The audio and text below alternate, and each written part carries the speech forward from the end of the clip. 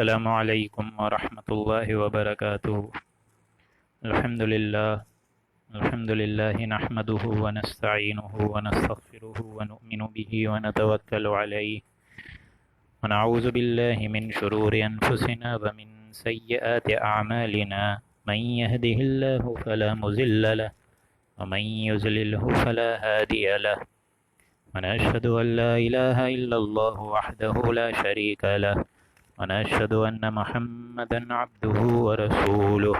أما بعد أعوذ بالله من الشيطان الرجيم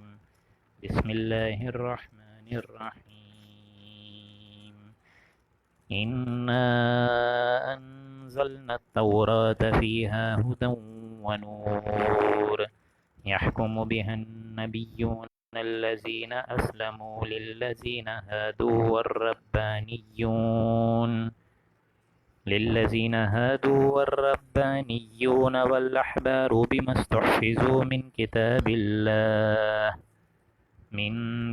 الله وكانوا عليه شهداء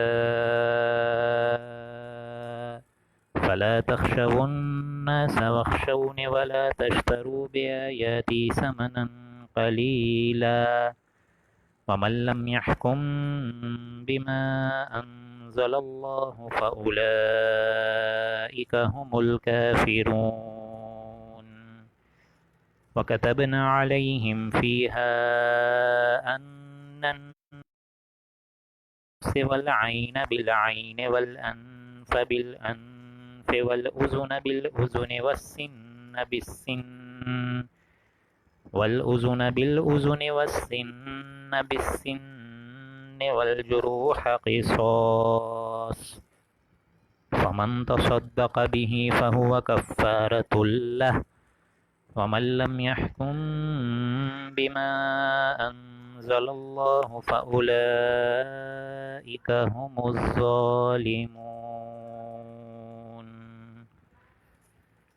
رب اشرح لي صدري ويسر لي أمري واحلل عقدة من لساني يفقهوا قولي اللهم إنك عفو كريم تحب العفو فاعف عنا اللهم لا تدع لنا في مقامنا هذا ذنبا إلا غفرته ولا هما إلا فرجته ولا ديما إلا قضيته ولا مريضا إلا شفيته ولا ميتا إلا رحمته برحمتك يا عزيز يا غفار آمين يا رب العالمين۔ سامعین محترم، آج جس رکوع مبارک کی ہم تشریح اور تفصیل سمجھنے جا رہے ہیں، یہ سورہ مائدہ جو کہ مدنی صورت ہے، اس کا 7واں رکوع ہے، اور یہ 7واں رکوع بھی بہت اہم ترین ہے جامعیت کے لحاظ سے، اور اتفاق کی بات یہی ہے کہ اس 7ویں رکوع میں بھی صرف 7 آیات ہیں۔ اس میں آج جو رکوع کور ہو رہا ہے 7واں رکوع، اور اس کی آیات جو ہیں وہ 44 سے لے کے 55 تک کی ہیں۔ چنانچہ 7، جیسا کہ میں عرض کر چکا ہوں، 7 اللہ کے جو ڈیجٹس ہیں ان میں سے بہترین جو ڈیجٹ ہے نمبرنگ کے اعتبار سے وہ 7 ہے، جیسا کہ 7 زمین 7 آسمان، اسی طریقے سے علم شریف کی بھی آیات 7 آپ پڑھ چکے ہیں، قرآن مجید کی 7 منازل بھی ہیں، اسی طریقے سے طواف میں چکر بھی 7، سعی اور مروہ کے بھی جو چکر ہیں وہ بھی 7۔ ایک تو یہ اتفاق کی بات تھی، دوسری بات یہ کہ اس رکوع مبارک میں، جیسا کہ میں آج وال پیپر بھی لگا چکا ہوں، ایک اللہ کی طرف سے ایک سخت دھمکی اور ایک تنقید کا انداز آپ لوگ یہاں نوٹ کریں گے، اور وہ دھمکی اور تنقید کس قوم کے لیے ہے؟ وہ ایک ایسی قوم کے لیے ہے جو کسی آسمانی شریعت پر اگر ایمان کے دعوے دار ٹھہریں، جیسا کہ اللہ نے کوئی آسمانی شریعت تورات، زبور، انجیل اور اب بالآخر قرآن مجید کے طور پر نازل فرما دی گئی ہے، تو ایسی قومیں جو کسی آسمانی شریعت پر ایمان کے دعوے دار بھی ہوں اور اس کے بجائے کسی اور قانون کے تحت اپنی زندگی گزار رہے ہوں، یہ مجھ سے محبت و عقیدت کے دعوے، قانون پہ راضی اوروں کے، تو یہ جو ایک معاملہ ہے یہ اللہ کے بھیجے ہوئے بندوں کا نہیں ہوتا، یا اللہ کی اتاری ہوئی کتاب کے مطابق یہ معاملہ نہیں چلتا۔ تو یہاں آپ لوگ ایسے لوگوں کے لیے ایک سخت اللہ کی طرف سے ایک چیلنج کا انداز ہے، تنقید کا انداز ہے، دھمکی کا انداز آپ لوگ یہاں پہ نوٹ۔ ایک قانون شریعت کی کتنی اہمیت اللہ کے نزدیک ہے،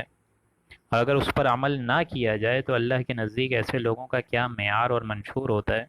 یہ اس جگہ آپ لوگ کو نظر آئے گا۔ اور اس مسئلے پر قرآن مجید کا یہ اہم ترین مقام ہے، بلکہ ایک طریقے سے یوں کہنا چاہیے کہ ذروۂ سنام ہے۔ اب ہم لوگ بسم اللہ کرنے جا رہے ہیں، میرے خیال سے اتنی تمہید کافی ہے، کیونکہ آج کا رکوع مبارک جو ہے وہ تفصیل ہے، بہت بڑی تفصیل ہے۔ قرآن مجید میں ایسے احکامات آئے ہیں کہ تھوڑی تھوڑی آیات میں ایک دم واضح اللہ کی طرف سے ہدایات ہیں، فضل ہے اللہ کا، اور اس کے انعام کا ایک بھرپور، یوں سمجھیے کہ ایک شاکلہ اللہ تعالی ہمارے سامنے رکھتا ہے۔ اس سے پہلے سورہ بقرہ میں اگر آپ لوگ کو یاد ہو آیت الکرسی کی تفصیل،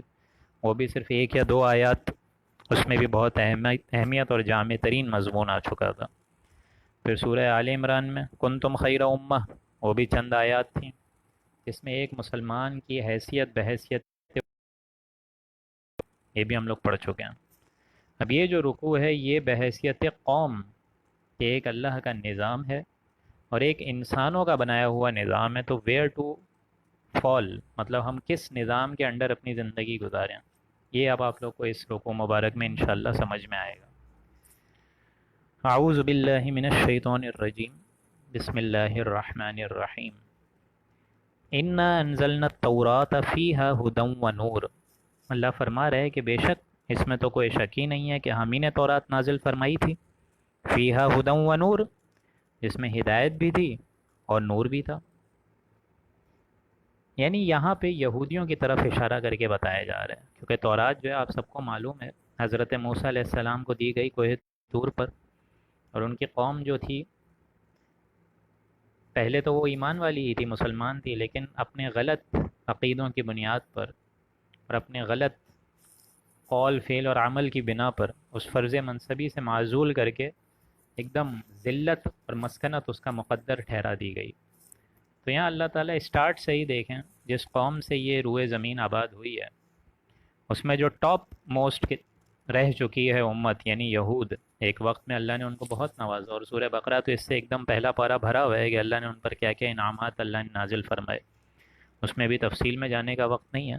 لیکن یہ سیکوینس آف سمجھیے کہ ڈسینڈنگ آرڈر ہے کہ پہلے یہودی آئے تھے، اور یہود میں اللہ نے حضرت موسیٰ علیہ السلام جیسے عظیم الشان پیغمبر اٹھائے، اور اس کے ساتھ ساتھ ایک عظیم الشان شریعت اور کتاب سے بھی ان کو نوازا جو کہ تورات تھی۔ تو انا انزلنا التوراۃ، یقیناً ہم ہی نے تورات نازل فرمائی جس میں ھدی و نور، جس میں ہدایت بھی تھی، واضح روشن ہدایات بھی تھیں اور نور بھی تھا، یعنی اس نور کے اندر اگر اپنی زندگی وہ گزارتے تو بہت بہترین ہوتا، ان کو اس طریقے سے ذلیل و خوار نہ کرایا جاتا۔ یحکم بہا النبیون الذین اسلموا، ان کے انبیاء جو کہ اللہ کے مطیع و فرما بردار تھے، اسلموا یعنی سالم تھے، ایمان والے تھے، حضرت موسیٰ علیہ السلام کی طرف اشارہ ہے، اور اسی طریقے سے حضرت موسیٰ سے بھی تسلسل سے جتنے وہاں پہ پیغمبر اٹھے، جس طرح میں بتا چکا ہوں کہ قوم یہود میں 2000 برس تو ایسے گزرے ہیں کہ نبوت کا تار تو کبھی ٹوٹا ہی نہیں ہے۔ پھر عیسائی وجود میں آئے، حضرت عیسیٰ علیہ السلام کو ان کے درمیان مبعوث فرمایا گیا، اور اس کے بعد جو ہے فائنلی 600 برس کا وقفہ ہوا اور حضور اکرم صلی اللہ علیہ وآلہ وسلم تشریف لے کر آ گئے۔ تو لہٰذا ان کی قوم میں بھی یحکم بہا النبیون، ایسے انبیاء اٹھے جو کہ اللہ کے مطیع و فرما بردار تھے، اور اس کے مطابق یحکم بہا، اس کے مطابق یعنی تورات کے مطابق وہ ان کو حکم دیتے تھے۔ للذین ہادوا، اور اس میں یہودی بھی تھے، یعنی ظاہر بات ہے ساری جو ابتدا ہوئی ہے وہ تو دین اسلام سے ہی ہوئی ہے، حضرت آدم علیہ السلام کے پیروکار کون تھے؟ مسلمان تھے۔ اسی طریقے سے حضرت موسیٰ، حضرت عیسیٰ علیہ السلام جو ابتدائی قومیت رہی ہے وہ تو ایز اے مسلم ہی رہی ہے، یعنی اللہ واحد کی بندگی کرنے والے، لیکن اس کے بعد ان کے غلط عقیدوں کی وجہ سے انہوں نے شرک کو ایڈاپٹ کیا۔ تو یہاں پہ جو اسٹریٹ فارورڈ قاعدہ بتایا جا رہا ہے وہ یہ ہے کہ اسلام شروع سے لے کے اینڈ تک ایک دین واحد ہی رہا ہے، ہاں البتہ شریعتیں مختلف ہوئی ہیں، وہ ابھی آگے آیات میں نظر آ جائے گا آپ لوگوں کو۔ تو لہٰذا ایسے یہودیوں میں بھی انبیاء اٹھے جو کہ اللہ کے مطیع و فرما بردار تھے نمبر ایک، اور ان کو وہ اس بات کی طرف حکم دیتے تھے جو کہ تورات یعنی ان کی کتابوں میں ہی لکھا ہوا تھا، للذین ہادوا، اور ان کے درمیان یہود بھی تھے، یعنی وہ یہودیوں کو حکم دیتے تھے، والربانیون والاحبار، اور اسی طرح اہل کتاب ربانی، یعنی ربانی وہ ہوتے ہیں جو کہ اللہ والے ہوتے ہیں، علماء حق، علماء حق کی طرف یہاں پہ اشارہ ہے، وہ بھی اس میں تھے، والاحبار بما استحفظوا، اور ان کے وہ بڑے بڑے عالم علماء حق جن کی طرف ابھی میں نے بات اشاری کری. اس طرح حدیث میں بھی ہے کہ بنی اسرائیل کی جو سیاست اور حکومت کا معاملہ ہے وہ تو انبیاء کے ہاتھ میں ہوتا ہے، اور انبیاء ان کے نبی جو تھے وہ اس کے درمیان اپنی قوموں کے درمیان فیصلہ کرتے تھے، لیکن فیصلہ کرتے تھے عدل و حق کے ساتھ اور کتاب کے ذریعے ہی، اور ان کے درمیان یہود بھی تھے اور علماء حق بھی تھے. یعنی اللہ نے ان کو یہی اعزاز بخشا تھا، بمستحفظوا من کتاب اللہ، اور اس کا یہ اعزاز کیا تھا اللہ کا کہ اللہ نے ان سے یہ معاہدہ کیا تھا بسبب اس وجہ کے کہ وہ اللہ کی کتاب کی نگہداشت فرمائیں گے، یعنی اللہ کی کتاب کی حفاظت پر، اللہ کی کتاب کی سپورٹ پر ان کو نگران بنایا گیا تھا. یعنی ایک اللہ کی کتاب ہے تورات، اس کی طرف ان کا وہ حفاظت کا ذمہ ان علماء کو بنایا گیا تھا. اب یہ بات الگ ہے کہ ان علماء نے ہی اس میں تحریفیں کر دیں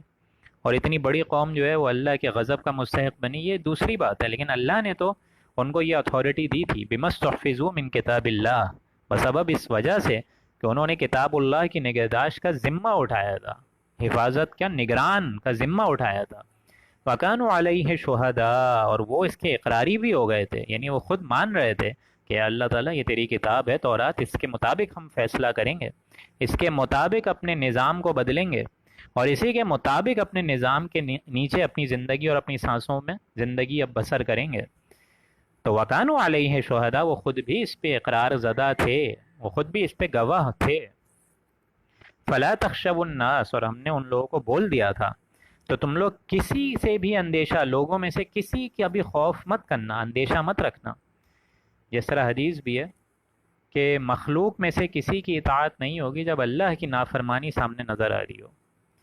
لہٰذا تم لوگوں کا اندیشہ مت کرنا، لوگوں سے خوف مت کھانا. اس تورات میں جو حق بات ہے اس کو بیان کرنا، اس کو عام کرنا، اس کے لیے تن من دھن کی بازی لگا دینا، اور اس کے درمیان لوگ اگر تمہارے آڑے آئیں، کیونکہ ظاہر بات ہے اگر آپ کو انصاف کی بات کہیں تو لوگوں کو ہضم تو نہیں ہوتی ہے وہ، تو لوگوں سے اندیشہ مت کرنا، لوگوں سے غم اور خواری مت کھانا، اور لوگوں کا خوف مت رکھنا، کسی سے امیدیں مت رکھنا. وَاخْشَوْنِی، اور تم مجھ سے ڈرتے رہنا. وَلَا تَشْتَرُوا بِآیَاتِی ثَمَنًا قَلِیلًا، اور میرے ان احکامات کو تھوڑی تھوڑی قیمتوں پہ مت فروخت کرنا. یہ مت سمجھنا کہ تورات جو ہے وہ ہلکا کلام ہے، یہ بھی بہت بھاری کلام تھا، اسی طریقے سے انجیل بھی، لیکن انہوں نے اپنی مسندوں اور اپنی چودراہٹ کے ذریعے سے کتاب اللہ جو کہ آسمانی شریعت تھی تورات، اس میں تحریفیں کریں، صرف اور صرف رشوت اور سود کے اڈے چلانے کی وجہ سے اللہ کے احکامات کو پسے پش ڈالا، ایک دم اگنور کرا. تو یہ اللہ کے احکامات کو تو الٹا قلیلم ثمناً قلیلا، تھوڑی تھوڑی قیمتوں پہ بدل دیا، فروخت کر دیا. یہ تھوڑی قیمتیں کیا ہیں؟ آخرت کے مقابلے میں دنیا کا سودا یہ سب سے تھوڑی قیمت ہے. عام طور پر تو انسان بحیثیت مسلمان دنیا کے مقابلے میں آخرت کو ترجیح دے، آخرت کے لیے جیے، آخرت کے لیے مرے، تن من دھن کی بازی آخرت کے حصول کے لیے لگائے، اخروی نجات کے لیے لگائے، اللہ کے غضب اور اللہ کے غصے سے بچنے کے لیے اپنی ساری کمر کوششیں لگا دے، کمر جو ہے وہ کس لے اس کے لیے. لیکن انہوں نے الٹا معاملہ کیا. اللہ تو یہاں بتا رہے ہیں کہ میری ان آیات کو ہلکی چیزوں پہ مت بیچنا. آگے فرمایا، اور یہ اب ایک کانٹے دار مقام آ رہا ہے قرآن مجید کا، اور بہت اہم ہے، اور یہ الفاظ آپ لوگ کو اسی رکوع مبارک میں 3 دفعہ آپ لوگ کو نظر آئیں گے، 3 دفعہ. وَمَن لَّمْ يَحْكُم بِمَا أَنزَلَ اللَّهُ فَأُولَٰئِكَ هُمُ الْكَافِرُونَ، اور جو شخص یعنی جو انسان اللہ کے نازل کیے ہوئے کلام کے مطابق، یعنی اللہ کے نازل کیے ہوئے شریعت، احکام اور قواعد کے مطابق فیصلے نہ کریں، فَأُولَٰئِكَ هُمُ الْكَافِرُونَ، تو ایسے لوگ یقیناً کافر ہیں، یعنی نافرمان کافر. اللہ نے دین اسلام ان کے لیے چنا اور انہوں نے لوگوں کے دین کو اپنا لیا، لوگوں کی کتاب کو اپنا لیا، لوگوں کے قواعد احکامات اور شریعت کو اپنا کے بیٹھ گئے اور اللہ کی نافرمانی کا کوئی خیال نہیں کرا. اس لیے فرمایا وَمَن لَّمْ يَحْكُم بِمَا أَنزَلَ اللَّهُ فَأُولَٰئِكَ هُمُ الْكَافِرُونَ، کہ جو شخص اللہ کی اتاری ہوئی کتاب و شریعت اور احکامات اور قواعد کی فالوورز نہیں ہوتے، اس کے مطابق فیصلے نہیں کرتے، وہی تو کافر ہیں، وہی تو سب سے بڑے کافر ہیں. اب یہ بات کسی کو پسند آئے یا نہ آئے، اللہ کا قانون اور اللہ کا فتویٰ تو یہی ہے. اب یہ آیت آگے 3 دفعہ آئے گی، اس کے بعد میں اس آیت کا آپ لوگ کو مفہوم سمجھاؤں گا. ابھی اس آیت کو آپ لوگ پلیز نوٹ کر لیجئے، یہ جو آیت نمبر 1، آیت نمبر 44 ہے 44، اسی طریقے سے آیت نمبر 45، اور پھر آئے گی آیت نمبر 47، ٹھیک ہے. تو یہ یاد رکھیے گا 44، 45 اور 47 آیات جس پہ ختم ہو رہی ہیں، یہ بڑے اہم الفاظ ہیں جن کی تشریح ابھی میں کچھ 5 منٹ بات کروں گا، لیکن فی الحال آپ ترجمہ سمجھ لیجئے کہ جو شخص اللہ کے مطابق، اللہ کی کلام کے مطابق، شریعت احکامات کے مطابق اپنے فیصلے نہ کریں وہی کافر ہیں۔ فَكَتَبْنَا عَلَيْهِمْ فِيهَا أَنَّ النَّفْسَ بِالنَّفْسِ، اور ہم نے اس کتاب یعنی تورات میں ان پر یہ بات فرض کر دی گئی تھی، لکھ دی گئی تھی، کیا؟ أَنَّ النَّفْسَ بِالنَّفْسِ، کہ جان کے بدلے انسان جان لے گا، وَالْعَيْنَ بِالْعَيْنِ، اور آنکھ کے بدلے آنکھ، وَالْأَنْفَ بِالْأَنْفِ، اور ناک کے بدلے ناک، وَالْأُذُنَ بِالْأُذُنِ، اور کان کے بدلے کان، وَالسِّنَّ بِالسِّنِّ، اور دانت کے بدلے دانت، والجروح قصاص، اور خاص زخموں کا بھی بدلہ ہوگا، قصاص کا بھی بدلہ برابر برابر ہوگا۔ فمن تصدق به فهو کفارۃ اللہ، پھر جو شخص اس کو معاف کر دے تو یہ اس کے گناہوں کا کفارہ بن جائے گا، یہ اس کی طرف سے کفارہ بن جائے گا۔ اب یہ قانون قصاص ہم لوگ پہلے بھی پڑھ چکے ہیں سورہ بقرہ میں، یعنی اگر کوئی شخص کسی قبیلے کے دوسرے بیٹے کو مارے تو اس قبیلے کا بھی ایک بیٹا اس قصاص کے حکم کے بدلے قتل کیا جائے گا، یہ تو ہم لوگ پڑھ چکے ہیں۔ اور قصاص میں اللہ نے اتنی سخت وعید عطا فرمائی ہے، وملم کہ قصاص کا پورا معاملہ سورہ بقرہ میں کھول کے بتا دیا گیا۔ وَلَكُمْ فِي الْقِصَاصِ حَيَاةٌ يَا أُولِي الْأَلْبَابِ، کہ قصاص اور بدلے میں تو اے ہوش مندو تمہارے لیے واضح نشانی ہے، حیات ہے، زندگی ہے، یعنی ان تمام چیزوں کا بدلہ برابر برابر انسان لے، اس میں ظلم اور زیادتی نہ کرے۔ اگر فرض کیجئے کسی شخص کا کوئی کان کاٹ دے یا زبان کاٹ دے، ناک کاٹ دے، جو بھی اس آیت کے مطابق ہے، تو وہ جواباً کان کاٹنے کا حقدار ہے، اس کا اہل ہے، لیکن اگر اس کے باوجود فرمایا گیا فمن تصدق به، اگر وہ اس قدرت رکھنے کے باوجود اس شخص کو معاف کر دے، فہو کفارۃ اللہ، تو وہ اس کے گناہ اللہ تعالیٰ مٹا دے گا، یعنی وہ گناہ جو اس نے اپنی زندگی میں کبھی کوئی کرا ہوگا، ایسا شخص جس پر ظلم کیا گیا ہے، تو اس معاف کر دینے کے عوض اللہ تعالیٰ اس کے گناہوں کا کفارہ بنا دے گا اس کی اس حرکت کو۔ وَمَن لَّمْ يَحْكُم بِمَا أَنزَلَ اللَّهُ فَأُولَٰئِكَ هُمُ الظَّالِمُونَ، اور جو شخص اللہ کی نازل کردہ ہوا احکامات اور اس کی شریعت اور قواعد اور اس کی کتاب کے مطابق فیصلے نہیں کرتے، فَأُولَٰئِكَ هُمُ الظَّالِمُونَ، تو ایسے ہی لوگ تو ظالم ہیں، ظالم، اور ظالم یہاں پہ بمانے مشرک آئے، یہ سمجھ لیجئے، کیونکہ قرآن مجید کی ایک عظیم آیت ہے، ان الشرک لظلم عظیم، کہ یقیناً شرک جو ہے وہ ظلم عظیم ہے۔ اللہ کی فرما برداری کرنے کا تم کو اہل بنایا گیا اور ایک طرف تم اللہ کی نافرمانی کرو، اس کے احکامات کو پس پش ڈالو اور اس کی ذات میں شریک کر کے شیطان لعین کی باتیں سنتے رہو، یا شیطان لعین کے باوجود کسی اور انسان کی باتیں سنتے رہو جو کہ اللہ کے حکم کے اگینسٹ بات کر رہا ہے، تو یہ بھی شرک ہی ہے۔ ان الشرک لظلم عظیم، اور ظلم عظیم جو ہے وہ شرک ہے، تو یہیں فرمایا گیا فَأُولَٰئِكَ هُمُ الظَّالِمُونَ، یعنی ایسے لوگ ظالم ہیں، یعنی مشرک ہیں۔ کیونکہ ایک قانون تو دیکھیں دوستوں اللہ کا ہے اور ایک انسان کا ہے، اب آپ نے فیصلہ کرنا ہے کہ آپ نے کس قانون کے تحت اپنی زندگی گزارنی ہے، یعنی اللہ کے قانون کے بجائے یا اللہ کے قانون کے ساتھ دوسرے انسانوں کا اگر آپ نے قانون اپنا لیا تو یہ بھی شرک ہے۔ تو یہاں یہ دو الفاظ جو آئے ہیں آیت نمبر جو کہ ابھی میں نے ہائی لائٹ بھی کری 44، 45 اور 47، ابھی کیا آیتیں آ چکی ہیں؟ وَمَن لَّمْ يَحْكُم بِمَا أَنزَلَ اللَّهُ فَأُولَٰئِكَ هُمُ الْكَافِرُونَ، جو شخص اللہ کے مطابق فیصلہ نہ کرے، اللہ کی شریعت کے مطابق فیصلہ نہ کرے، حکم اپنا نہ صارف کرے، حکم اپنا نہ وارد کرے، فَأُولَٰئِكَ هُمُ الْكَافِرُونَ، تو ایسے لوگ کافر ہیں۔ اور ابھی آیت نمبر 45 آ گئی وَمَن لَّمْ يَحْكُم بِمَا أَنزَلَ اللَّهُ فَأُولَٰئِكَ هُمُ الظَّالِمُونَ، تو ایسے شخص کافر بھی ہیں اور ساتھ ساتھ ظلم بھی ڈھا رہے ہیں، یعنی مشرک بھی ہیں، ظالم ہیں۔ اب آیت آ رہی ہے 46، وَقَفَّيْنَا عَلَىٰ آثَارِهِمْ بِعِيسَى ابْنِ مَرْيَمَ، اور ہم نے ان کے پیچھے، یعنی اب یہودیوں کا معاملہ ہو گیا، یہودی کو پوری کی پوری کتاب دی گئی، حضرت موسیٰ علیہ السلام جیسے عظیم الشان پیغمبر دیے گئے، ان کے درمیان شریعت اللہ نے نافذ فرمائی، ان کے درمیان عظیم الشان معجزے اللہ تعالیٰ نے ان کو دیے، ان کے درمیان فرعون سے ان کو نکالا، ان کے درمیان جو ہے ایک سمجھ لیجئے کہ صاحبان ابر کا سایہ رکھا، پھر اس ریگستان سے ان کو نکلوایا، اس ظلم اور قہر کے انداز سے ان کو نکالا گیا، پھر بھوک نہیں تھی من و سلوہ دیا گیا، پیاس لگی اللہ تعالیٰ نے 12 قبیلوں کے لیے 12 چشمے پھوڑ دیے، تو یہ سارے کے سارے اللہ کے احکامات تھے نا، لیکن اس کے باوجود انہوں نے کفر کیا۔ اب یہ معاملہ گزر گیا یہودیوں کا، اب اس کے بعد دیکھیں کون سی نسل آ رہی ہے، وَقَفَّيْنَا عَلَىٰ آثَارِهِمْ بِعِيسَى ابْنِ مریم، اور ہم نے ان کے پیچھے حضرت عیسیٰ ابن مریم کو لگا دیا۔ یعنی اب جو قوم آ رہی ہے، یہودی جو ہے ہٹ گئے، اللہ نے ایسی قوم کو ایک جگہ عروج پہ رکھا،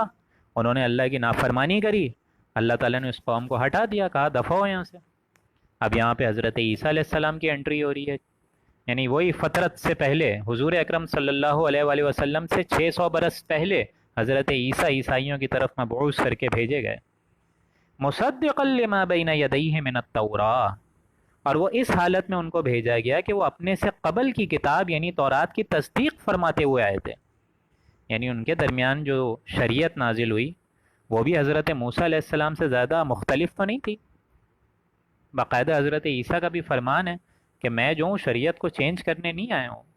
حضرت موسیٰ علیہ السلام کے ہی جو فالوورز ہیں اس کے دین کو میں چینج کرنے نہیں آیا ہوں، دین تو شروع سے اللہ ہی کا رہا ہے۔ اس لیے یہاں فرمایا جا رہا ہے کہ یہودی کے بعد حضرت عیسیٰ علیہ السلام آئے، اور وہ بھی اس کتاب کی تورات کرتے ہوئے آئے جو کہ تورات میں تھا، یعنی تورات میں بھی اللہ کے بنیادی احکامات موجود تھے، شریعت موجود تھی۔ اور ایک اضافہ اللہ نے فرمایا وَآتَيْنَاهُ الْإِنْجِيلَ، اور ہم نے حضرت عیسیٰ کو انجیل عطا فرمائی، بائبل، فِيهِ هُدًى وَنُورٌ، اس میں بھی ہدایت تھی، اس میں بھی رہنمائی تھی، نور تھا۔ وَمُصَدِّقًا لِمَا بَيْنَ يَدَيْهِ مِنَ التَّوْرَاةِ وَهُدًى وَمَوْعِظَةً لِّلْمُتَّقِينَ، اور وہ بھی کتاب اپنے سے قبل کی کتابوں کی یعنی تورات کی تصدیق کرتے ہوئے آئی تھی، یعنی اس میں بھی وہ چیزیں لکھی ہوئی تھی جو کہ تورات میں لکھی ہوئی تھیں، اور تورات اور انجیل ایک دوسرے کو مصداق کی صورت سے اپناتے ہیں، یعنی اس میں ایسی کوئی تحریفیں اس ٹائم موجود نہیں تھیں جو کہ بعد میں ان کے علماء نے کر دی صرف اپنی محض فائدوں کے لیے اور رشوتیں بٹورنے کے لیے۔ تو یہ کتاب بھی تو اللہ کی طرف سے جو نازل ہوئی ہے اس میں بھی ہدایت تھی، اس میں بھی نور تھی، اور اس کے علاوہ وہ تصدیق کرتے ہوئے آئی تھی جو کہ تورات میں لکھا ہوا تھا، یعنی الگ سے کوئی راکٹ سائنس نہیں تھی اس میں، معاذ اللہ۔ فیہ ہدی و نور، اس میں بھی ہدایت تھی، روشنی تھی۔ وَهُدًى وَمَوْعِظَةً لِّلْمُتَّقِينَ، اور وہ کتاب بھی سراسر ہدایت اور نصیحت ہی کی تھی، موعظہ تھی، وعظ و نصیحت کی کتاب تھی، لیکن کن کے لیے؟ للمتقین، جو کہ اللہ سے ڈرنے والوں کے لیے تھے۔ اب اللہ سے ڈرنے والوں کا کیا یہ مقام ہوتا ہے کہ یہ تورات اور انجیل میں تحریفیں کرتے پھریں؟ کیا اللہ سے ڈرنے والوں کا یہ مقام اور انداز ہوتا ہے، ان کا قول فعل اور عمل یہ ہوتا ہے کہ وہ اللہ کی نافرمانی کریں؟ اللہ نے تمہیں کتاب دی، اللہ نے تمہیں شریعت دی، اللہ نے حضرت موسیٰ عطا فرمائے، اللہ نے حضرت عیسیٰ عطا فرمائے، بجائے یہ کہ ان کی پیروی کر کے اللہ کے ہاں جنت کے حصول کا تم ذریعہ بنو، تم اپنی خواہش نفس کی پیروی کر رہے ہو۔ حالانکہ اس کتاب میں ہدی و موعظۃ للمتقین، ہدایت بھی تھی، وعظ و نصیحت بھی تھی، لیکن کن کے لیے؟ متقیوں کے لیے۔ اب آگے فرمایا وَلْيَحْكُمْ أَهْلُ الْإِنْجِيلِ، اور انجیل والوں کو بھی یہی چاہیے، یعنی چاہیے یہی انجیل کے ماننے والوں کو، بما انزل اللہ فیہ، یعنی انجیل کے بھی ماننے والوں کو اسی کے مطابق فیصلہ کرنا چاہیے تھا جو کہ انجیل میں ہے۔ الگ سے انہوں نے کوئی راکٹ سائنس نہیں ایجاد کرنی تھی، بلکہ صاف صاف انہوں نے جو تورات اور انجیل میں لکھا ہوا تھا، تورات کی تو بات ختم ہو گئی، اب یہودی کی طرف وہ قوم مبعوث جو تھی اپنے زمانے میں، وہ ایک طریقے سے مغضوب علیہم قوم بن گئی، لیکن اس کے بعد عیسائیوں کو تو ایٹ لیسٹ یہ کرنا چاہیے تھا نا کہ اس کے مطابق جو انجیل میں لکھا ہوا تھا اس کے مطابق فیصلہ کرتے، انزل اللہ فی، جو کہ اللہ نے نازل فرمایا ان کے موافق حکم کرتے، وہ اس کے درمیان فیصلہ کرتے، اس کے مطابق اپنی زندگیاں ڈھالتے۔ وَمَن لَّمْ يَحْكُم بِمَا أَنزَلَ اللَّهُ فَأُولَٰئِكَ هُمُ الْفَاسِقُونَ، اور جو شخص اللہ کی نازل کردہ ہوا شریعت، اللہ کی نازل کردہ ہوا احکامات اور شریعت اور قواعد اور کتاب کے مطابق فیصلے نہیں کرتے، فَأُولَٰئِكَ هُمُ الْفَاسِقُونَ، تو ایسے ہی شخص تو فاسق ہیں، ایسے ہی شخص تو سرکش ہیں، ایسے ہی شخص تو ناہنجار ہیں، اور ایسے ہی شخص غدار ہیں۔ اب دیکھیں یہ تین آیات جو میں نے آپ کے سامنے ابھی تلاوت فرمائی ہے، 44، 45 اور 47، اس کو ذرا 2 منٹ کے لیے تھوڑا ٹھہر کر، ابھی ہمارے پاس 10-15 منٹ ہیں، غور سے اپنے گریبانوں میں جھانکیں اور یہ سوچیں کہ یہاں اللہ تعالیٰ جو 3 فتوے ہمارے اوپر ڈال رہا ہے، اور لگاتار ایک ہی رکوع میں دیکھیں 3 دفعہ دہرا کر اللہ نے فرمایا ہے وَمَن لَّمْ يَحْكُم بِمَا أَنزَلَ اللَّهُ فَأُولَٰئِكَ هُمُ الْكَافِرُونَ، نمبر 1۔ وَمَن لَّمْ يَحْكُم بِمَا أَنزَلَ اللَّهُ فَأُولَٰئِكَ هُمُ الظَّالِمُونَ نمبر 2، وَمَن لَّمْ يَحْكُم بِمَا أَنزَلَ اللَّهُ فَأُولَٰئِكَ هُمُ الْفَاسِقُونَ نمبر 3۔ اب اس کو اپنے سامنے رکھیں اور دنیا میں اسلامی ممالک کا ذرا تصور کریے، کتنے ہی اسلامک ممالک ہیں جہاں اسلام کی شریعت نافذ ہی نہیں ہے۔ آپ خود مجھے بتائیے، کہیں اسلامی شریعت مطابق اللہ کے حکم کے مطابق فیصلے کر رہی ہے؟ ہم ایسے ملک میں رہ رہے ہیں جہاں اللہ کا نظام جو ہے وہ قائم نہیں ہے، لیٹس ایڈمٹ دس، جس کا مالی نظام سود پر مبنی ہے، جس کا مالی نظام جوئے پر مبنی ہے، ہم اس کو بدل نہیں سکتے۔ کیا کریں؟ کہاں جائیں؟ کس طرف جاؤں؟ کسے دیکھوں؟ کسے آواز دوں؟ اے ہجوم نامرادی، دل بہت گھبرائے ہے، کہاں جاؤں؟ دنیا میں ایک انچ نہیں ہے جہاں کوئی اسلامی حکومت قائم ہو، not even a single inch, کہ جہاں ہم فخر سے بول سکیں کہ یہ اللہ کا دین ہم نے یہاں قائم کیا ہے، not even a single inch. Only say that come and see with your own eyes, this is Islam, this is the judiciary system of Islam, this is the political system of Islam, this is the socio-economic system of Islam, this is the parliament of Islam۔ ہم لوگوں نے بڑا بڑا لکھ دیا 63 کے آئین کے مطابق کہ no legislation can be done in repugnant to the Quran and Sunnah, لیکن آپ خود دیکھیں ہم اس کو فالو بھی کرتے ہیں۔ ہماری عبادت دوستوں جزوی ہے، مسجدیں عالی شان بہت ہیں، مدرسے بھی بہت بڑے بڑے ہیں، اس میں کوئی شک نہیں ہے، لیکن سوال یہ ہے کہ اوپر جو چھت ہے وہ تو کافرانہ ہے نا، قانون تو اللہ کا نہیں ہے، کتاب و سنت کے احکامات تو یہاں نافذ نہیں ہو رہے ہیں۔ ہاں نماز ہے، روزہ ہے، حج ہے، کلمہ ہے، زکوٰۃ ہے، صدقات ہیں، رہ گئی رسم اعضاء روح بلالی نہ رہی، فلسفہ رہ گیا تلقین غزالی نہ رہی۔ وہ تو ہندوستان میں بھی ہے نمازیں، روزے، حج، زکوٰۃ، امریکہ میں بھی ہے، رشیا میں بھی ہے، یورپ میں بھی ہے، لیکن ہم نے یہ ملک پاکستان اس لیے بنایا تھا کہ یہاں اسلام کا دستوری نظام قائم ہوگا۔ پاکستان کا مطلب کیا؟ لا الہ الا اللہ، اس نعرے کے مطابق ہم لوگ نے یہ ملک حاصل فرمایا۔ اب نماز روزے تو آپ امریکہ میں بھی جا کر کریں، وہ آپ کو الٹا سپورٹ کریں گے، وہ روکیں گے نہیں، انہیں کوئی اعتراض نہیں ہے کہ آپ یہاں پہ مسجدیں قائم کر دیں، لیکن تم کہو کہ اسلام کا نظام قائم ہو، وہ نہیں ہوگا۔ اگر تم چاہو کہ اسلام کا معاشی نظام قائم کریں، ہم اس کی کبھی اجازت نہیں دیں گے۔ اگر تم چاہو کہ اسلام کا معاشرتی اقتدار قائم کریں، کبھی نہیں کرنے دیں گے۔ یہ ہے واقعہ دوستوں جو ہمارے ساتھ آج ہو رہا ہے کہ مغرب ویسٹرن کلچر تلا ہوا ہے اسلام کا نظام برباد کرنے پہ، کہ کہیں اسلام کا نظام قائم نہ ہو۔ ہاں نمازیں پڑھو، روزے رکھو، روزے 30 کے بجائے کیا 100 روزے رکھو، پورے پورے سال رکھو، ہمیں کوئی مسئلہ ہی نہیں ہے۔ تو ہم اس نظام کے تحت ہیں دوستوں، جو زندگی ہم اس نظام کے انڈر گزار رہے ہیں، اس اعتبار سے اللہ کی نگاہ اور اللہ کے فتوے کے مطابق ہم لوگ کافر ہیں۔ میری بات جو ابھی میں آج سے ابھی 5 منٹ تک کروں گا آپ لوگ کو اچھی نہیں لگے گی، آپ لوگ کے دل کے خلاف جائے گی، لیکن 5 منٹ کے لیے مجھے آپ لوگ تحمل سے سنیے کہ ہماری ذمہ داری کیا ہے۔ اب جائیں تو کہاں جائیں؟ نظام تو کافرانہ ہے، کریں تو کیا کریں؟ نظام تو کفرانہ ہے۔ جس طرح اقبال صاحب نے بھی فرمایا کہ بتوں سے تجھ کو امیدیں، خدا سے نا امیدی، مجھے بتا تو صحیح اور کافری کیا ہے۔ ہاں انفرادی سطح پہ مسلمان ہو، بالکل ہو، لیکن قومی سطح پہ، اجتماعیت کی سطح پہ، ایک ملک کے اندر نظام کی سطح پہ ظالم، کافر، مشرک، فاسق، فاجر، سرکش، باغی اور غدار ہیں اللہ کے حکم کے مطابق، کیونکہ اللہ کے حکم کے بجائے تو ہم نے کسی اور کے حکم پہ اپنے فیصلے حوالے کیے ہوئے ہیں۔ ہماری ساری امیدیں آپ خود بتائیے نا کہاں سے ہیں؟ امریکہ سے وابستہ ہیں، جو کہ اسلام کا سب سے بڑا چور ہے، اسلام کا سب سے بڑا ڈاکو ہے، اسلام کا سب سے بڑا مخالف ہے، اس سے جا کے ہم لوگ امیدیں لگا کے بیٹھے ہوئے ہیں۔ تو ہم کہاں کھڑے ہیں؟ یہ ہے اصل پوائنٹ آف ڈسکشن۔ ہماری آبادی کا اکثریت حصہ بے نمازیوں پر ہے،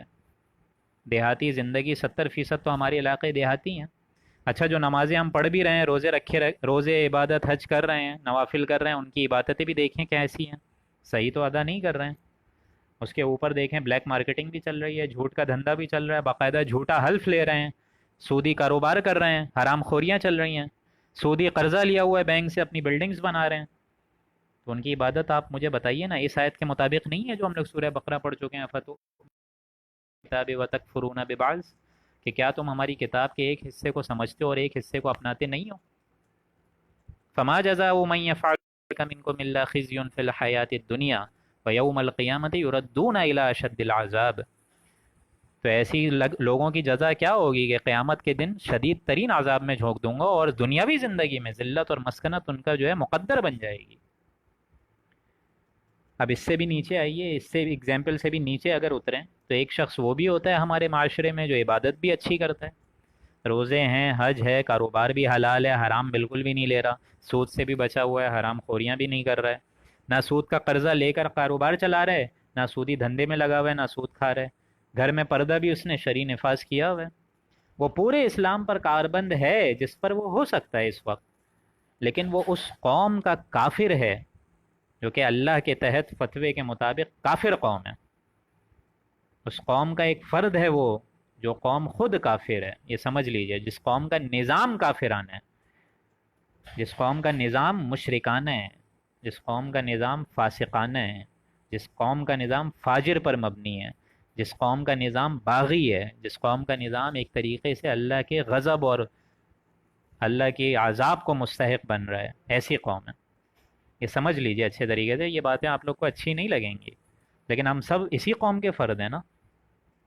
اسی لیے تو اللہ 3 بار یہاں چیلنج کر کے فرما رہا ہے اس رکوع میں، وَمَن لَّمْ يَحْكُم بِمَا أَنزَلَ اللَّهُ فَأُولَٰئِكَ هُمُ الْكَافِرُونَ هُمُ الظَّالِمُونَ هُمُ الْفَاسِقُونَ. جو اللہ کی شریعت کے مطابق فیصلے نہیں کرتے،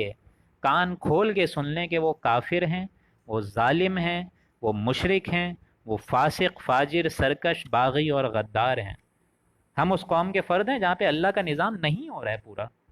آپ خود بتائیے، چوری کرنے والوں کے ہاتھ کاٹے جا رہے ہیں یہاں پہ. ابھی ہم لوگ پچھلی نشست میں ہی پڑھ چکے ہیں نا کہ چوری کرنے والوں کے ہاتھ کاٹو. یہاں کتنے لوگوں کے آپ ہاتھ کٹے ہوئے دیکھتے ہیں. ڈاکوؤں کو وہ سزائیں دو کہ ان کو فقتلوا تقتیلا، قتل کرو ان کے. باقاعدہ ہاتھ پاؤں جو ہے وہ مخالف سمتوں سے کاٹو، ان کو ملک سے ہٹا دو، نکال باہر کرو. یہ ہو رہا ہے یہاں پہ یا نہیں ہو رہا ہے؟ اور اس کے بھی اوپر سونے پہ سہاگا ایک طبقہ تو وہ ہے جو کہ کہہ رہا ہے کہ یہ جو اسلامی سزائیں ہیں وہ معاذ اللہ وحشیانہ ہیں. بے نظیر بھٹو، اس کا یہ کلمہ کفر ہے کہ اسلامی سزائیں اللہ کے مطابق، یہ جو سزائیں ہیں دین میں یہ وحشیانہ ہے. معاذ اللہ ثم معاذ اللہ ثم معاذ اللہ، یہ کافرانہ کلمہ ہے. اب ایک بات بتاؤ لوگ مجھے کہ اس نظام کے اندر جو ہم لوگ اپنی زندگی گزار رہے ہیں، اب اس کا علاج کیا ہے؟ میری بات کو خدا را غور کریں، اور آپ کو پورا اختیار ہے مجھ سے اختلاف کرنے کا، پورا اختیار ہے. آپ لوگ بھلے کمنٹس میں جو لکھیں، لیکن حق بات کرنے سے انشاءاللہ اللہ مجھے نہیں روکے گا انشاءاللہ. اب یہ بات غور سے سنیں اور دوسروں کو بھی سنائیں کہ پہلی ذمہ داری ہماری اس نظام کے اندر کیا ہونی چاہیے. پہلی ذمہ داری بحیثیت مسلمان ہماری یہ ہے کہ اس نظام باطل کو ایٹ لیسٹ منیمم اس کو ذہناً تسلیم مت کریں. اس نظام باطل کی خدمت مت کرو. Don't reconcile with this system. You should not serve this system. You should not support this system. اس نظام کے تحت پھلنے پھولنے دولت مند بننے کی کوشش مت کرو، بلکہ اپنی زندگی کو سکیڑیں. آپ لوگ اپنی ذمہ داریوں کو کم کریں، اپنے آپ کو آزاد کریں، اپنا وقت نکالیں، تن من دھن جو ہے دین کی جد و جہد میں لگا دیں، اور اس وقت کو اللہ کی جد و جہد میں لگا کر اس نظام باطل کے خلاف نظام حق کو لانے کی کوشش کریں. ایک ایسی کوشش کہ اس نظام باطل کو جڑ سے اٹھا کر پھینکا جا سکے اور اس کی جگہ دین حق، نظام حق لے کر آنا ہے. یہ جد و جہد اگر آپ نے کر دی اور اس کے لیے اگر آپ نے تن من دھن لگا لیا، even the last drop of your blood should be subserved in the religion, in the service of this religion. تو یہ کفارہ ہو جائے گا دوستوں. یہ عمل آپ کا ایک طریقے سے کفارہ ہو جائے گا عدالت خدا. کافرانہ ملک کے اندر جو رہ رہے تھے، ایٹ لیسٹ تم نے اس کو ذہناً ریکنسائل نہیں کرا. تم بھلے مسلمان رہے، کیونکہ جس نظام میں تم رہ رہے تھے اس کا نظام تو کافرانہ تھا، لیکن at least for safe purpose ہم لوگ نے اس کو ذہناً تسلیم نہیں کرا. کیونکہ یہ بات میری اچھی طریقے سے آپ لوگ سمجھ لیں کہ دنیا میں 2 ہی قسم کے دوستوں مسلمان ہوتے ہیں. A Muslim which is served by the religion، ایک ایسا مسلمان جس کی خدمت خود دین کرے، جس میں ہماری اکثریت ہے. جس میں انسان کم سے کم پر بھی راضی ہے، خوش ہے، 25%، 2.5% زکوٰۃ ہے، دے کر خوش ہے، چھ جو ہے کلمے ہیں پڑھ کر خوش ہے، 5 نمازیں ہیں دن کی پڑھ کر خوش ہے، اس میں تہجد کی بھلے نہ کوشش کرے، ٹھیک ہے دوسری اشراق کی نمازوں کی اور زوال کی نمازوں کی ان سب کی کوشش نہ کرے، لیکن 5 نمازیں تو پڑھ رہے ہیں نا، اس پہ وہ خوش ہے،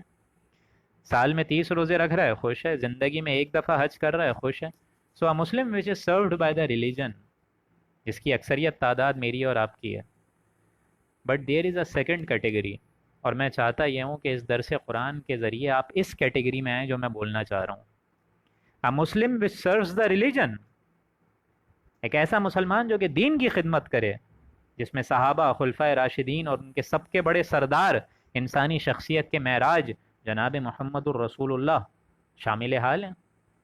یہ بلند مرتبہ ملا جس کو ملا، 100% نہیں لیکن ایک عکس تو، ایک ریپریزنٹیٹیو تو، 100% نہیں تو 10% تو، 5% تو. اگر یہ بھی نہیں ہے تو بابا سب کھیل تماشا ہے. یہ بات اچھے طریقے سے سمجھ لیجیے. میکسیمم اتنا تو کہ جب ہم مر کر اللہ کی عدالت میں جا کے کھڑے ہوں تو بول تو سکیں، جب اللہ پوچھے کہ did you reconcile with that system which was against my laws, جو میری بغاوت اور غداری پر مبنی تھا، تو ایٹ لیسٹ یہ تو بول سکیں نا میں اور آپ کہ اللہ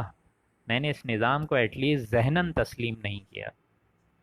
میں نے اس باطل نظام کی خدمت نہیں کری، میں نے یا اللہ اس باطل نظام کو سپورٹ نہیں کیا، میں نے اس باطل نظام کو یا اللہ سرو نہیں کیا، بلکہ اے اللہ میں نے اس نظام کے نیچے رہ کر عیش و عشرت نہیں کری، بلکہ پوری کوشش کری اپنی ضروریات زندگی کو کم کر کر کے اپنی پوری توانائی، اپنی جسم کا آخری سیل بھی اس نظام کے خلاف کوشش کرنے کے لیے، اور اس نظام کو جڑ سے ہٹا کر یا اللہ تیرا نظام لانے کی میں نے اپنی پوری زندگی کوشش کری. لیکن اگر لا نہیں سکے اللہ تو کیا کریں؟ ہماری اختیار میں تو نہیں ہے نا. وہ آئے گا تو تیری ہی منشا سے اور تیری ہی رضا سے، اور جب تجھے اس کا لانا مقدر میں ہوگا وہ تو آئے گا تیری مرضی سے ہی.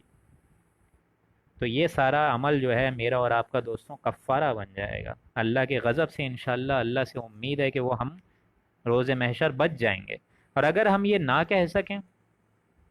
بلکہ اس نظام کے اندر عیش کرتے رہیں، اس میں پھلنے پھولنے اور اعلیٰ کیریئرز تلاش کرتے رہیں، اور زیادہ عیش و عشرت کا سامان ڈھونڈتے رہیں، آسائشیں ڈھونڈتے رہیں، بڑا مکان کرتے رہیں، محل حولیاں اور کیا کہتے ہیں سارے کے سارے کاروبار اور ملز کی ترقیاں چاہتے رہیں، اگر آپ اس میں لگے رہے تو یہ بات اچھے طریقے سے سمجھ لیجئے کہ آپ اسی باطلانہ اور کافرانہ نظام کے معین ہیں، سپورٹر ہیں، اور آپ اتنے ہی بڑے مجرم ہیں کہ جتنا بڑا یہ نظام مجرم ہے. تو یہ بات اچھے طریقے سے سمجھ لیجئے. میرے خیال سے آپ لوگ کو مجھ سے اختلاف رائے کرنے کا پورا حق ہے، آپ لوگ چاہیں تو مجھ سے اختلاف رائے کریں، لیکن یہ ایک ریولوشنری پروسیس ہے جو کہ جناب محمد الرسول اللہ نے اپنایا، اور بحیثیت امت ہماری ذمہ داری ہے کہ ہم اس مشن کو آگے لے کر چلیں. کیونکہ اگر حضور اکرم صلی اللہ علیہ وآلہ وسلم کو بھی دنیاوی عیش و عشرت زیادہ حقدار ہوتی، زیادہ اس کا خیال ہوتا، تو وہ ایٹ لیسٹ ایک پراپرٹی تو کرتے نا، ایک مکان تو بناتے. جو انہوں نے تعمیر کری وہ صرف ایک ادارے کی کری، اور وہ تھی مسجد نبوی بس. اور وہ بھی اس وجہ سے کری تاکہ دین حق بظاہر تمام دینوں پر اور دوسرے تمام ادیان پر وہ غالب ہو جائے، اور نظام کافرانہ ہٹ کر مشرکانہ نظام ہٹ عدل و انصاف کا نظام آ جائے. تاہاں کہ دین انقلاب واضح ہو گیا، تاہاں کہ انقلاب آ گیا. اب یہی جدوجہد ہمیں کرنی ہے، اور اگر ہم نہیں کرتے ہیں تو اللہ کے فتوے کے مطابق فَأُولَٰئِکَ هُمُ الْکَافِرُونَ فَأُولَٰئِکَ هُمُ الظَّالِمُونَ فَأُولَٰئِکَ هُمُ الْفَاسِقُونَ. آگے فرمایا وَأَنزَلْنَا إِلَيْكَ الْكِتَابَ بِالْحَقِّ مُصَدِّقًا لِمَا بَيْنَ يَدَيْهِ مِنَ الْكِتَابِ، آیت نمبر 48. اور ہم نے یہ کتاب اے نبی آپ کے پاس بھیجی ہے. اب ظاہر بات ہے حضرت موسیٰ کا دور چلا گیا، حضرت عیسیٰ علیہ السلام کا دور چلا گیا، اب کون آ گئے؟ 600 برس جو فترت کے گزرے ہیں، اس کے بعد تو جناب رسول اللہ آ گئے. تو اب ان کو ایڈریس کر کے فرمایا جا رہا ہے کہ اے نبی اسی طریقے سے ہم نے کتاب اب آپ کے بیچ بھی بھیجی ہے، آپ کے درمیان بھی ہم نے یہ کتاب بھیجی، یعنی قرآن مجید بالحق، حق کے ساتھ، مصدقا لما بین یدیہ. اور یہ بھی اسی کا معاملہ بھی ایسا ہی ہے کہ یہ تصدیق کرتے ہوا ہے جو اس سے پہلے کی کتابیں ہیں، من الکتاب ومہیمنا، اور ان کتابوں کی محافظ بن کے آئی ہے. مہیمن بن کے آئی ہے، بلکہ نگران بن کر آئی ہے، کیونکہ پچھلی کتابوں میں تو تحریفیں ہو گئی تھیں، اب اس کی تشریح اس قرآن سے ثابت ہوگی، کیونکہ اس کی حفاظت کا ذمہ جو ہے، اس قرآن مجید کی حفاظت کا ذمہ خود ذات باری تعالیٰ نے لیا ہے۔ اِنَّا نَحْنُ نَزَّلْنَا الذِّكْرَ وَإِنَّا لَهُ لَحَافِظُونَ، کہ ہم ہی نے اس ذکر کو اتارا ہے اور ہم ہی اس کی حفاظت فرمائیں گے۔ لاکھوں حفاظ کرام کے دلوں میں قرآن مجید کی عظمت کو برقرار رکھا ہوا ہے۔ اگر روئے زمین سے سارا قرآنک ٹیکسٹ ہٹا دیا جائے تو آپ ایک سیکنڈ میں پورا کا پورا قرآن مجید لاکھوں حفاظ کو بٹھا کر کمیٹی تشکیل دے کر لکھے جا سکتے ہیں۔ یہ اللہ کا اعجاز ہے۔ لہٰذا اب یہ قرآن ایک کسوٹی کی مانند ہے، جس پر پرکھا جائے گا اس شخص کو کہ جو چیز تورات، انجیل اور قرآن میں سملر ہے اس کو مانا جائے گا، باقی سب کو رد کر دیا جائے گا۔ جو چیز قرآن کے اگینسٹ ہے اس کو رد کر دیا جائے گا۔ اس کا مطلب وہ علماء کی تحریفیں ہیں جو انہوں نے کری تھیں۔ من الکتاب و مہیمنا، یعنی اب یہ کتاب وہ نگران اور کتابوں کی محافظ بن کر آئی ہے۔ فاحکم بینہم، تو اے نبی ان کے باہمی معاملات میں اس بھیجی ہوئی کتاب کے ذریعے سے فیصلہ کریں، بما انزل اللہ، جو کہ آپ کی طرف اے نبی ہم نے بھیج دی ہے۔ یعنی اب ساری احکامات اور ساری شریعت اور دستور کا جو طریقہ کار ہے اور وہ جو انقلابی عمل ہے وہ کس سے پورا ہوگا؟ قرآن مجید سے۔ اس کو پڑھو جیسا کہ پڑھنے کا حق ہے، اس کو سمجھو جیسا کہ سمجھنے کا حق ہے، اس کے آگے تن من دھن کی بازی لگاؤ جیسا کہ اس کے آگے لگانے کا حق ہے، پھر یہ کتاب اثر انداز ہوگی، ایسے نہیں ہوگی۔ ورنہ ہو سکتا ہے تفسیریں لکھ دو، وہ تو علماء بڑے بڑے نکلے، باقاعدہ نان مسلم نے عربیوں کی ایک دم مہارت حاصل کر کے پورے قرآن مجید کی تفسیریں لکھی ہیں،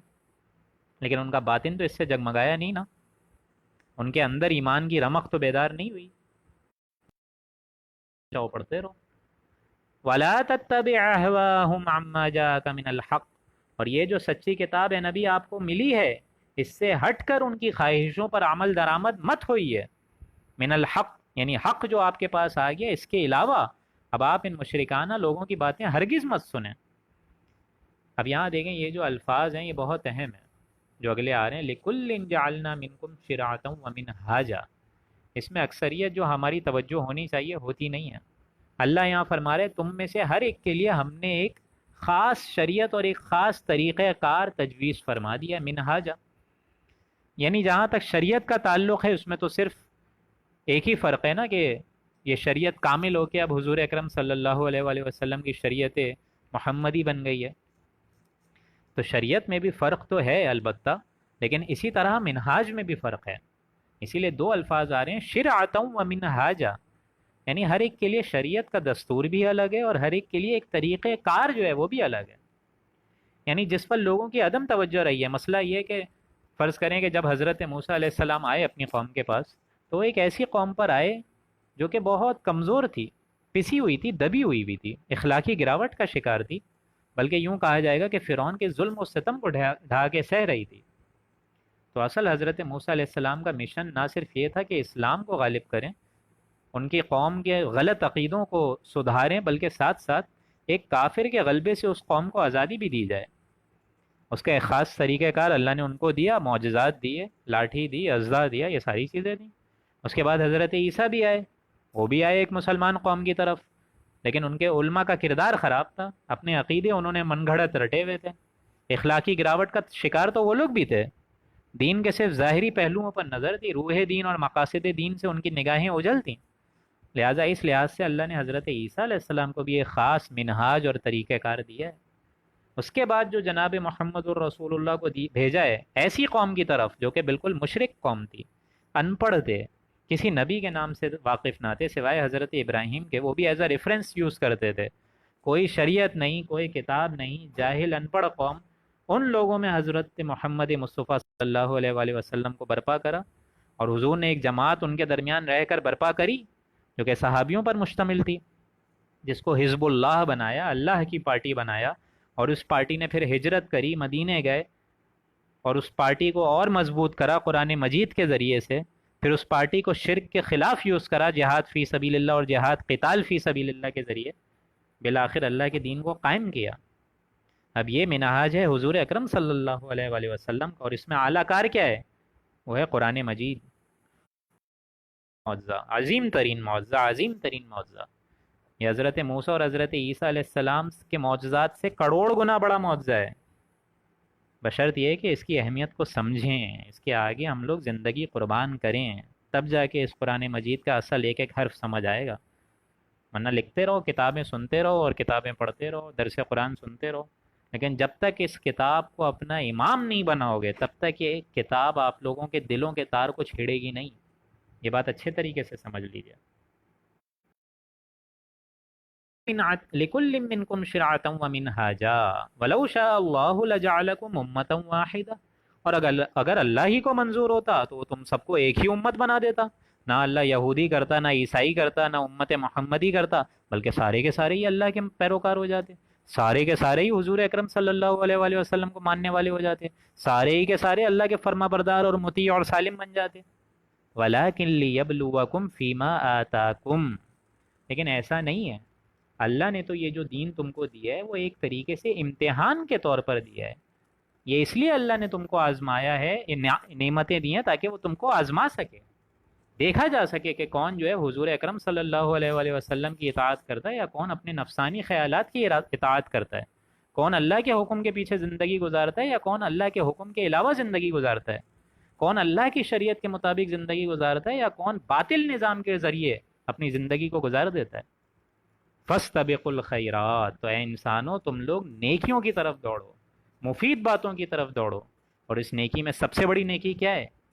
یہ نیکی جو قرآن مجید اللہ نے تم کو دی ہے، اس کو بیان کرنے میں اپنی زندگی گزارو، اس کو دوسروں تک پہنچانے کی اور اس سے دوسروں کو آگاہی دینے کے لیے اپنا تن من دھن لگاؤ۔ فاستبقوا الخیرات، تو مفید باتوں کی طرف تم لوگ دوڑو۔ الی اللہ مرجعکم، تم سب کو تو مر ہی جانا ہے، اللہ ہی کے پاس جانا ہے، جمعیت بن۔ فَيُنَبِّعُكُم بِمَا كُنتُمْ فِيهِ تَخْتَلِفُونَ، پھر وہ تم سب کو بتا دے گا ان امور میں جن امور میں تم اختلاف کرتے رہے، تم لگے رہے اپنے یہود میں، تم لگے رہے اپنے عیسائی میں، تم امت محمدی ہو کے بھی کیا بگاڑ سکے، تم اپنی ہی خواہش نفسانی کی پیروی کرتے رہے، تو اللہ بتا دے گا کہ ان چیزوں میں جن چیزوں میں تم اختلاف کرتے رہے، کوئی وجہ ہے نا کہ حضور نے فرمایا کہ میری امت جو ہے 73 فرقوں میں بٹے گی اور ان میں سے صرف ایک امت جو ہے وہ جہنمی سے بچ کر جنتی ہوگی، صرف ایک فرقہ۔ کیا صحابیوں نے پوچھا نا پھر کہ کون سا فرقہ، تو حضور نے کیا یہ بولا کہ اہل سنت، اہل شیعہ، اہل دیوبند، اہل جماعت، یہ بولا؟ بلکہ حضور نے کیا فرمایا کہ وہ فرقہ جو کہ جس نے اپنی پوری زندگی میرے اور میرے صحابی کے مطابق اپنی زندگی گزاری، جو حکم میں نے دیا اور میرے صحابی نے اڈاپٹ کیا اسی کے مطابق گزاری، اس کے علاوہ کرتے رہو تم اپنی مہندی کرو، مائیوں کرو، بارات کرو، ولیمے کو چھوڑ کے ساری رسم و رواج کرتے رہو، اس کے علاوہ سب کچھ کرتے رہو تم لوگ، اپنی اعلیٰ سے اعلیٰ محفل کرتے رہو جو کہ صحابی سے ثابت ہی نہیں ہے، جو کہ حضور سے ثابت ہی نہیں ہے، تم لوگ لگے رہو، میرا کیا ہے؟ اللہ تعالیٰ تو پکڑے گا اور اللہ تعالیٰ پوچھے گا بما کنتم فیہ تختلفون، ان امور میں جس میں تم اختلاف کرتے رہے، تمہیں اللہ نے یہ آرڈر دیا تھا، تمہیں رسول نے یہ آرڈر دیا تھا، تمہیں کتاب شریعت میں کہیں ایسے احکامات ملے تھے جو تم یہ حرکتیں کرتے رہے؟ وَأَنِحْكُمْ بَيْنَهُمْ بِمَا أَنزَلَ اللَّهُ، اور ہم حکم دیتے ہیں آپ کو کہ آپ ان کے باہمی معاملات میں انصاف کے ساتھ فیصلہ کریں، بما انزل اللہ، اور اس کتاب کے مطابق فیصلہ کریں جو کہ ہم نے آپ کو دی ہے۔ یعنی اے نبی آپ کو گھبرانے کی ضرورت نہیں ہے، اے نبی آپ کو قرآن مجید کے مطابق فیصلہ کرنا ہے، جو فیصلہ حق پر ہو وہ سنا دینا ہے۔ ما انزل اللہ الیک، جو کہ آپ کی طرف نازل کیا ہے، بما انزل اللہ، ولا تتبع اہواءہم واحذرہم، اور اے نبی آپ ان کی خواہش نفسانی کی پیروی کریں ہی نہ، واحذرہم، اور ان سے احتیاط رکھیں، یعنی خواہشات نفس کی پیروی نہ کریں۔ آج ہم کس خواہشات نفسی کی پیروی کر رہے ہیں آپ بتائیے مجھے؟ جو بھی ہمارے سیاسی لیڈرز ہیں ان کے جو بھی قانون ہے وہ بنا دیتے ہیں، جو بھی سینئرز ہوتے ہیں، جو بھی پروفیشنل لائف میں بھی دیکھ لیجئے، یا پروفیشنل لائف نہیں چھوڑ کے عام عوامی قانون دیکھ لیجئے، جو قانون بن رہے ہیں، جو فیصلے چل رہے ہیں، ہم تو پابند ہیں، ہم تو عوام الناس ہیں، تو ہم بھی تو ان کی پیروی کر رہے ہیں نا، اللہ کی تو نہیں کر رہے۔ اللہ یہ کہ ایک جماعت بنے، طاقت بنے، قربانی دیں، جانیں دیں، ایثار دیں، پھر فائنلی نظام بدلنے کے لیے کوشش کریں، اللہ کے دین کے قائم کے لیے جدوجہد کریں۔ یہاں حضور سے کہا جا رہا ہے، حضور اکرم صلی اللہ علیہ وآلہ وسلم سے کہا جا رہا ہے وَلَا تَتَّبِعْ أَهْوَاءَهُمْ، اے نبی آپ کو ان کی خواہشات پر چلنے کی ضرورت نہیں ہے، عمل درآمد مت کریں ان کا، واحذرہم، ان سے احتیاط کریں. کیوں؟ کیونکہ دباؤ تو رہے گا، ظاہر بات ہے ایک پریشر تو رہے گا، لیکن اے نبی آپ نے نہیں گھبرانا، آپ نے ایک دم راک اسٹڈی کی طرح کھڑے رہنا ہے. اور اس کھڑے رہنے میں جو آپ کا اعلی کار ہے، وہ ریولوشنری پروسیس جو ہے وہ قرآن مجید ہے. لہٰذا ہمارے لیے بھی اصل اسوہ دوستوں اب حضرت موسیٰ اور حضرت عیسیٰ نہیں ہیں، ہرگز نہیں ہیں، بلکہ ہم ان کی عزت ضرور کرتے ہیں، لیکن ہمارے لیے اسوہ کون ہے؟ لقد کان لکم فی رسول اللہ اسوۃ حسنہ، کہ اے لوگوں تمہارے لیے ایک دم واضح نمونہ حیات اور اسوہ حسنہ جناب محمد الرسول اللہ کی اعلیٰ ترین شخصیت ہے. ایک باپ کی حیثیت سے، ایک داماد کی حیثیت سے، ایک سسر کی حیثیت سے، ایک بھائی کی حیثیت سے، ایک سپہ سالار کی حیثیت سے، ایک مرد مجاہد کی حیثیت سے، ایک بیٹے کی حیثیت سے، ایک دم عظیم الشان کریکٹر. یہ ہے منہاج نبوی، جو ایک ریولوشنری پروسیس ہے جو حضور نے اڈاپٹ کیا بذریعہ قرآن. اس کی کوشش اب مجھ پر اور آپ پر لاگو ہے، اور وہی طریقہ کار ہونا چاہیے جو کہ حضور نے اپنایا ہے. پہلے نظام بدلا اور پھر قانون نافذ کیا، تاہا کہ دین غالب ہو گیا اور اللہ نے انقلاب نافذ فرما دیا. اس کے علاوہ جتنے ذریعے ہیں وہ آپ کو سوائے گمراہی کے اور کہیں نہیں لے کر جائیں گے. اس کے علاوہ جتنے طریقہ کار ہیں وہ آپ کو اپنے اندر، آپ کو لگ تو رہا ہوگا کہ ہم جو ہے عیش و عشرت کر رہے ہیں، لیکن اصل میں آپ اس سیکوینس کو فالو نہیں کر رہے جس سیکوینس کو حضور اکرم صلی اللہ علیہ وآلہ وسلم اور صحابی نے فالو کیا. اَن یفتنوک عن بعض ما انزل اللہ الیک. اب یہ جو آیت ہے یہ بھی بہت اہم ہے. اگر ہم اپنے ملک میں اسلام نہیں لا پا رہے ہیں اور ہماری تمام تر کوششیں اور ایثار کے باوجود اب اسلام نہیں آ رہے، تو اس کے کیا معنی ہیں؟ اَن یفتنوک بما عن بعض ما انزل اللہ الیک فإن تولوا اَن یفتنوک عن بعض ما انزل اللہ الیک. اس کا مطلب یہ ہے کہ اب اللہ کے عذاب کا کوئی کوڑا، کوئی عذاب کا ایک اللہ تعالیٰ کی طرف سے ہمارے اوپر ایک کوڑا مقرر ہو چکا ہے. کیونکہ یہاں اللہ تعالیٰ فرما رہے اَن یفتنوک عن بعض ما انزل اللہ الیک، کہ وہ آپ کو اللہ تعالیٰ کے بھیجے ہوئے کسی حکم سے مچلا دیں. مطلب یہ لوگ بھی یہی چاہ رہے ہیں کہ کسی طریقے سے اے نبی آپ اس دین سے ہٹا دیں، کیونکہ اگر آپ ان کی دین کی پیروی کر لیں گے، مشرکانہ نظام کو آپ تھوڑا بہت قرآن مجید کو بھی 70% لے آئیں اور خدا نہ کرے 30% ان کی باتیں سن لیں، تو ان کا کام تو یہی ہے کہ وہ آپ کو اپنے دین سے ہٹا دیں، کسی حکم سے جو ہے وہ ہٹا دیں، مچلا دیں. ببعض ما انزل اللہ الیک، کہ اللہ تعالیٰ کے بھیجے ہوئے کسی حکم سے آپ کو اے نبی ہٹا دیں. فَإِن تَوَلَّوْا، پھر اگر یہ لوگ اعراض کریں، فَعْلَمْ، تو اے لوگوں جان لو، أَنَّمَا يُرِيدُ اللَّهُ أَن يُصِيبَهُم بِبَعْضِ ذُنُوبِهِمْ، کہ ان قریب اللہ تعالیٰ ان کے بعض جرموں کی وجہ سے ان کو سزا دے گا. یہ میں آپ لوگ کو بتا رہا تھا کہ یہ بہت اہم مقام ہے قرآن مجید کا، کہ اگر ہم اپنی تمام تر کوششوں کے باوجود اسلام نہیں لا پا رہے ہیں تو اس کے کیا معنی ہیں؟ اس کے معنی یہ کوڑا مقرر ہو چکا ہے. ٹھیک ہے، اللہ کے عذاب کا کوئی کوڑا مقرر ہو چکا ہے، کیونکہ اگر ہماری تمام تر کوششوں کے باوجود دین اسلام نہیں آ پا رہے تو یقیناً اللہ تعالیٰ کی طرف سے کوئی سزا مستحق ہو چکی ہے. فعلم، جان لو، انما اللہ تعالیٰ کو یہ منظور ہوگا پھر ان یصیبہم ببعض ذنوبہم، کہ تمہارے اوپر تمہارے جرموں کی وجہ سے کچھ سزا دے. یعنی اب بھی موقع ہے دوستوں، اگر اب بھی ہم لوگ دین اسلام کی پیروی نہ کریں اور اس کے نظام کو یہاں لانے کی کوشش نہ کریں تو جان لیں کہ اللہ کا جو غضب ہے وہ مستحق ہے، اللہ کے غضب کے پھر ہم مستحق بن جائیں گے. وَإِنَّ كَثِيرًا مِّنَ النَّاسِ لَفَاسِقُونَ، اور زیادہ تر آدمی تو بے حکم رہی ہیں، فاسق رہی ہیں، ان میں سے کثیر تعداد جو ہے وہ تو فاسق ہے، کیونکہ جو اصل جماعت ہوتی ہے وہ تو بہت تھوڑی ہوتی ہے. مکہ کی سرزمین میں بھی کتنے کم لوگ تھے جو کہ مسلمان ہوئے ابتدائی دور میں، لیکن اکثریت لوگ تو جاہل تھی، فاسق تھی. آج یہ معاملہ ہمارا بھی ہے، امت محمدی اتنی بڑی امت محمدی ہے لیکن اپنے اصل فرض منصبی کو بھولے ہوئے ہیں. تو کثیر تعداد تو وہاں چلی گئی ہے نا، ورنہ امت کا بیڑا غرق تو نہ ہوتا. افحکم الجاہلیت یبغون، یہ لوگ پھر کیا زمانے جاہلیت کا فیصلہ کر رہے ہیں؟ جاہلیت کو ڈھونڈ رہے ہیں. اب جاہلیت کا فیصلہ کیا ہے؟ جاہلیت کا وہ دور جو کہ حضور کی بعثت سے پہلے کا دور ہے. تو کیا اب بھی یہ لوگ اپنے دستور، روایات، رسم و رواج کے مطابق فیصلے چاہ رہے ہیں؟ افحکم الجاہلیت یبغون، کہ کیا اب بھی لوگ زمانے جاہلیت کا فیصلہ چاہ رہے ہیں؟ اب آگے دیکھیں کوسچن مارک ہے کہ یہ اللہ تعالیٰ ہم سے اپنے گریبانوں میں جھانک کر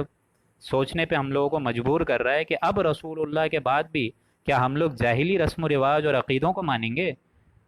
ان دستور کو مانیں گے، ان روایات کو مانیں گے، یا جناب رسول اللہ کی بات کو مانیں گے، اللہ کے احکامات کو مانیں گے؟ وَمَنْ أَحْسَنُ مِنَ اللَّهِ حُكْمًا لِقَوْمٍ يُوقِنُونَ، اور اللہ ہی سے بہترین فیصلہ کرنے والا اور کون فیصلہ کرے گا؟ اللہ سے بہترین مفصل تم کس کو پاؤ گے؟ اللہ سے بہترین حکم وارد کرنے والا تم کس کو پاؤ گے؟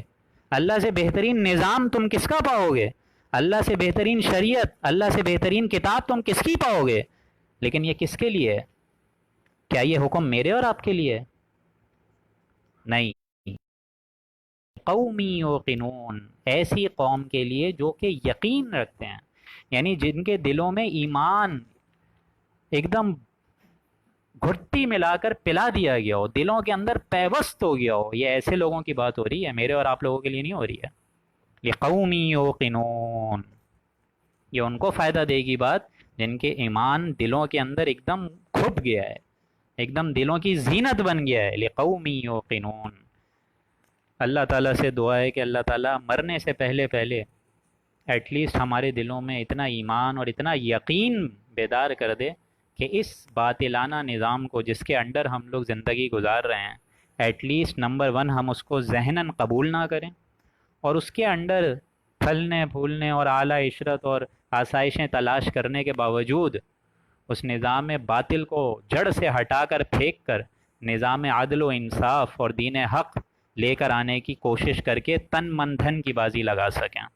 اللہ تعالیٰ سے دعا ہے کہ اللہ تعالیٰ مجھے اور آپ کو عمل کرنے کی توفیق دے، اور جتنا ہم نے پڑھا ہے اس کو آگے پہنچانے کی بھی توفیق عطا فرمائے۔ بارک اللہ لنا ولکم فی القرآن العظیم ونفعنی وإیاکم بالآیاتہ والذکر الحکیم۔ صدق اللہ العظیم۔